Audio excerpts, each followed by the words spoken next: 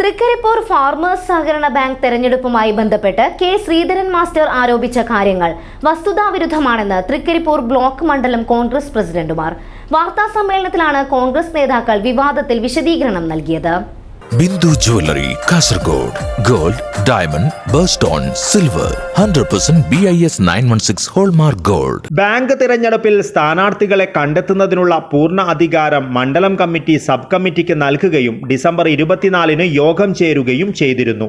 തൃക്കരിപ്പൂർ മണ്ഡലത്തിന് ലഭിച്ച 3 സീറ്റിൽ സ്ഥാനാർത്ഥികളെക്കുറിച്ച് ചർച്ച ചെയ്യുമ്പോൾ സബ് കമ്മിറ്റി യോഗത്തിൽ ശ്രീധരൻ മാസ്റ്റർ ഇപ്രാവശ്യം അദ്ദേഹത്തിന് മത്സരിക്കുവാൻ അവസരം നൽകണമെന്ന് പറയുകയും അത് അദ്ദേഹം പ്രഖ്യാപിക്കുകയും ചെയ്തു. അതേസമയം പാർട്ടിയുടെ ഉത്തരവാദിത്വപ്പെട്ടവരിൽ ചിലർ പാർട്ടിയുടെ അനുമതിയില്ലാതെ 4 പേർ റിബലായി നോമിനേഷൻ നൽകി ശ്രീധരൻ മാസ്റ്ററുടെ നോമിനേഷനെതിരെ പരാതി പറയുകയും ചെയ്തു. അദ്ദേഹം വേറെ ഒരു സൊസൈറ്റിയുടെ പ്രസിഡന്റാണെന്നും അദ്ദേഹം മത്സരിച്ചാൽ അത് നിയമ തടസ്സമുണ്ടാക്കുമെന്നും ചൂണ്ടിക്കാട്ടി. ഇതിനിടെ കൊയോങ്കര പ്രദേശത്തെ 176, 177 ബൂത്ത് കമ്മിറ്റിയിലെ മുഴുവൻ അംഗങ്ങൾ യോഗം ചേർന്ന് പാർട്ട് 1-ലെ ഡയറക്ടർ സ്ഥാനം പ്രദേശത്ത് നൽകണമെന്ന് ആവശ്യപ്പെട്ട് മണ്ഡലം കമ്മിറ്റിക്ക് കത്ത് നൽകുകയും ചെയ്തു.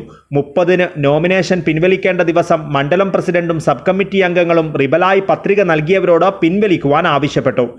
എന്നാൽ പത്രിക പിൻവലിക്കണമെങ്കിൽ സബ് കമ്മിറ്റി അംഗവും UDFന്റെ നിയോജക മണ്ഡലം ചെയർമാനുമായ കെ ശ്രീധരൻ മാസ്റ്റർ മാറി നിൽക്കണമെന്ന് ആവശ്യപ്പെടുകയും അത് കോൺഗ്രസ് നേതൃത്വത്തെ സമ്മർദ്ദത്തിലാക്കുകയും ചെയ്തു.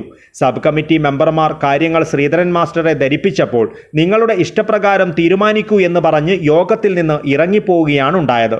ശ്രീധരൻ മാസ്റ്ററെ സമീപിച്ച് പിൻവലിക്കുവാനുള്ള ഫോറം അദ്ദേഹത്തിന് നൽകിയപ്പോൾ അദ്ദേഹം അത് കീറിക്കളയുകയാണ് ഉണ്ടായത്. ഇതിനുശേഷമാണ് ശ്രീധരൻ മാസ്റ്റർ പാർട്ടിയുടെ വിമത സ്ഥാനാർത്ഥിയായി മാറിയതെന്നും കോൺഗ്രസ് നേതാക്കൾ വിശദീകരിച്ചു. Block Congress committee president KV Vijayan, മണ്ഡലം president M Rajeesh Babu, P Kunhikannan, KP Dineshan, K Padmanabhan എന്നിവർ വാർത്താ സമ്മേളനത്തിൽ പങ്കെടുത്തു. News bureau, Kasaragod.